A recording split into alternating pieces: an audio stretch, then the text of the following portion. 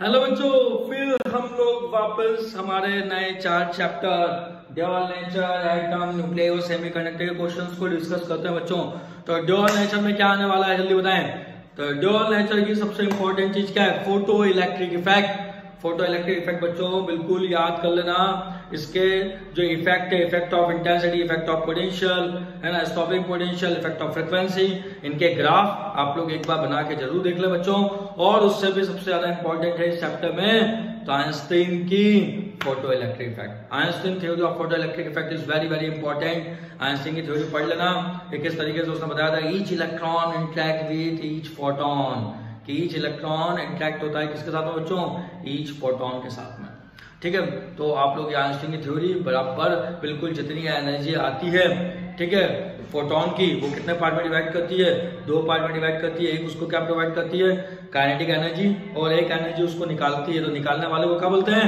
Work function. तो एक definition और आ गई वर्क फंक्शन की, कि वर्क फंक्शन की डेफिनेशन भी याद होना चाहिए।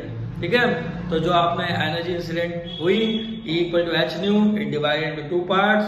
First is the work function जो उसको निकालेगी, और दूसरा उसको प्रोवाइड करेगी काइनेटिक एनर्जी। ठीक है, तो ये आप लोग आइंस्टीन की थ्योरी को अच्छे से पढ़ लेंगे।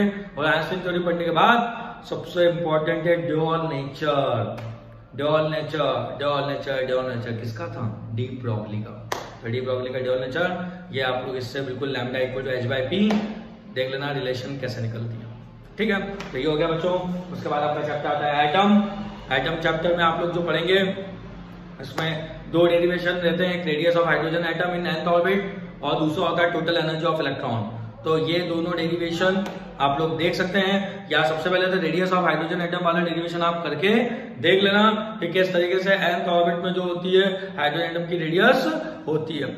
और इसमें एटम में जो छोटी छोटी डेफिनेशन को हम लोग जा सकते हैं, तो बोहर की क्वांटाइजेशन कंडीशन, बोहर का मॉडल है, और इसमें जो एक फॉर्मूला है एनर्जी का -13.6 अपॉन n स्क्वायर, इस पे बेस काइनेटिक एनर्जी निकालना, पोटेंशियल एनर्जी निकालना, ये आप लोग थोड़ा सा देख सकते हैं न्यूमेरिकल के लिए। ठीक है, और एटम के बाद बच्चों आता है न्यूक्लियाई। न्यूक्लियाई में छप गया, क्या छपा? Binding energy curve. Binding energy curve को बना लें, उसके सैलिड फीचर देख लें कैसा क्या है। बाइंडिंग एनर्जी कर्व क्या काम करता है? Nuclear fission, nuclear fusion, nuclear force, इनकी डेफिनेशन याद कर लेना बच्चों। न्यूक्लियर फोर्स की डेफिनेशन मिल जाएगी आपको, है ना। उसके बाद बाइंडिंग एनर्जी की डेफिनेशन मिल जाएगी, बाइंडिंग एनर्जी कर्व बना के देख लेना। और मास डिफेक्ट, मास डिफेक्ट भी, क्योंकि देखो ये चैप्टर छोटे हैं, आप क्या छोड़ोगे इसमें, आप छोटी छोटी डेफिनेशन से उनको तो याद करना ही पड़ेगी अपने को। उसके बाद आता है बच्चों कौन सा चैप्टर हमारा? न्यूक्लियाई। न्यूक्लियाई चैप्टर में भी यदि हम लोग देखें तो न्यूक्लियाई, हाँ न्यूक्लियाई तो हम लोग डिस्कस कर चुके हैं ना, न्यूक्लियाई तो डिस्कस कर रहे थे, एटम हो गया था। न्यूक्लियाई, न्यूक्लियाई के बाद आएगा हमारा कौन सा चैप्टर? तो हमारा आएगा सेमीकंडक्टर। सेमीकंडक्टर में क्या छपा है वो बोलने की जरूरत ही नहीं है, आपको पता है। क्या पता है बताओ? PN junction diode, over biasing, reverse biasing, और उससे भी इंपॉर्टेंट क्या छपेगा?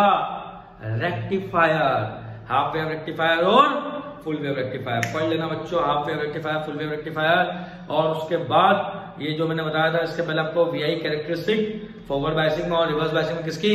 पीएन जंक्शन डायोड की। ठीक है, N type semiconductor, P type semiconductor में डिफरेंस देख लेना बच्चों।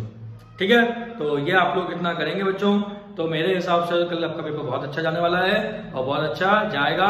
और एक बात बिल्कुल ध्यान रखना बच्चों, डेफिनेशन चैप्टर में छोटे छोटे टॉपिक्स की विद एसआई यूनिट आप अच्छे से कर लें, है ना। जैसे एक इलेक्ट्रॉन वोल्ट ईवी, है ना।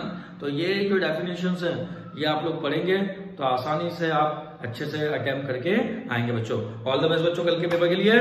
ओके बच्चों।